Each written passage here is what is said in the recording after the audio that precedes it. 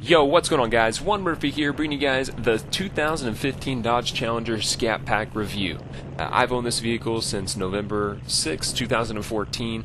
Long awaited for this video to come out, and I know I've been asked numerous times for me to make this video. Now, some of the key things about this car that you'll definitely notice when you're driving it is, one, it's absolutely gorgeous. Two, the wheels on this thing are amazing. I mean, as stupid as that sounds, when you have 20-inch by 9-inch wheels that are as light as these, it's amazing. You take the wheels off changing the brakes, or take the wheels off just to mess around with them, and I can hold them with basically a few fingers. It's crazy. But, you know, one of the key things that you'll notice about this car so far with how it sounds, and I know the wind's kind of blowing a little bit, and I apologize for that. My GoPro's kind of down. I know some of you guys know that. It kind of sucks having to do this with my phone, but it's alright. But one of the key things you'll notice that I've done to this vehicle so far, really the only thing I've done, is I actually did the muffler and the resonator delete on it. So it makes it sound absolutely just ridiculous. It's loud no matter where I'm at, and you know what? I love it. I don't care what anybody says. You know, you got the 6.4 liter, 485 horsepower. I mean, absolutely amazing, unlimited power at all times. I mean, the throttle response in this car is ridiculous. I mean, my fastest 0 to 60 is like 4.5 seconds, and that's on these crappy 245 tires, which, like I said in my last video, one of the worst things about this vehicle is that they put 245s. Stupid. And you'll notice here I put the SRT Bumblebee emblem on it. One of the reasons why, you take it from 1970s heritage. You know I'm only 26 years old, but I'm trying to be as much as an old style car as possible. And here recently I actually did the plastic dip on the hood. I actually have to redo it just because it didn't turn out as good as I really wanted it to. And the fact that we're driving down to Florida, I think it's smart for me to do as much plastic dip as possible because it always just screws up your paint. But here you're going to see the inside of the car, guys. One of the most comfortable vehicles I've rode in. I have a Mercedes, and honestly, this one feels more comfortable than my Mercedes. The ride's not as comfortable as the Mercedes, but this one is absolutely amazing. For me being 6'6", you have the 6-speed manual. Everything fits perfectly for me. And even if I was, I think you could be 6'10" or 7 foot in this car and have no problems. There's so many features on this car, it's unbelievable. You can go through the entire listing right here. You can go through your vehicle info, your performance, your quarter-mile times. I think it's your 0 to 60 times, your brake distance, all kinds of crazy features. I mean, my quarter-mile time I think was like a 12.7, 12.8. My 100-mile times 10.3, 0 to 60 4.7. I've timed it at a different thing.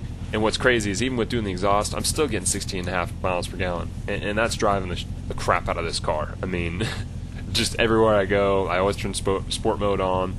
And it sounds phenomenal. It's hard to not push the gas. And then you have the leather and the suede leather.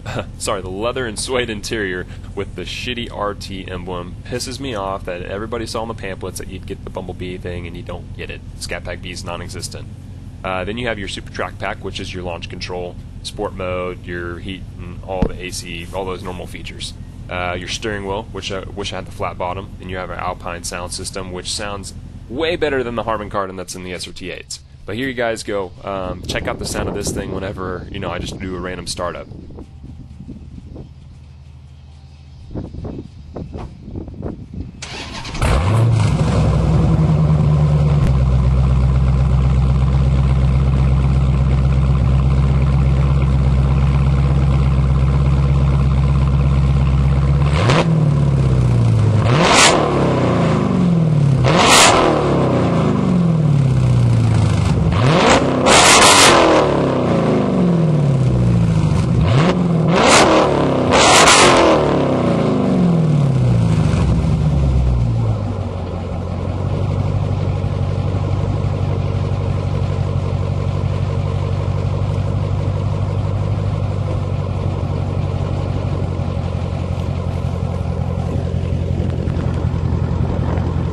And as you can tell, I mean, it just sounds absolutely fierce. I know the camera does not do it justice, but and one thing I did not clean underneath the car or underneath the hood. I apologize, but as you can tell, powered by SRT8.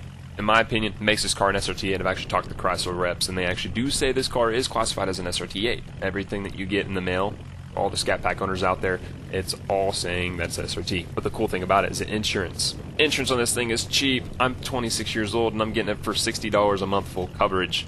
Absolutely amazing. And I've had a few tickets. But as we back up again, you can just amazingly just look at the vehicle. I mean, it's just, in my opinion, I just think they look hella good. Comparing it to the RTs, and you know, one of the biggest things too, like everyone that sees this car, they always compare it to a Hellcat. I get asked probably 2 to 3 to maybe even 5 times a day, is this a Hellcat? Is this a Hellcat? No, it's not a Hellcat. Sometimes I just don't go with it, but you know, as you can see, the Bumblebee thing again, I love the Scat Pack emblem. I think it's so cool looking, and the fact that we have a 6.4, which is bigger than the Hellcat's engine 6.1. Just makes it even better whenever they do come out with the superchargers for these cars. It's just going to make these things fly. The Kenny Bell 4.2 is going to make it up to 900 horsepower. I have my eyes set on that thing. Once it comes out, it's going to be phenomenal. So I'm ready to get this thing going. It's pretty cool. One thing I want you guys to understand is where I'm at is a closed location in Mexico, so you can't hate too much, but I had to do a little bit, and it doesn't really do it justice. Seeing this thing in person, hearing it in person is completely different than where you see it right now. So take a look, see what you think.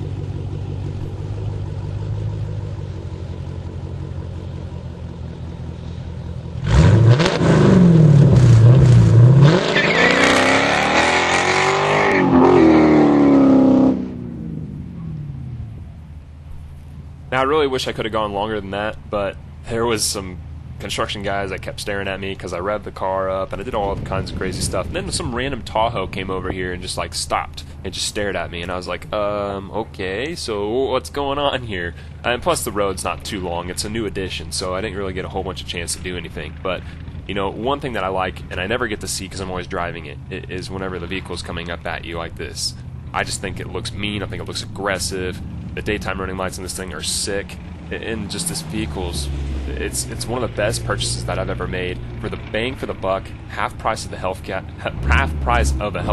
Sorry, I keep spitting my words, but $42,000 is what I paid for this one. Sticker for $45, almost $46. I worked at the dealership. I got really good, so check it out.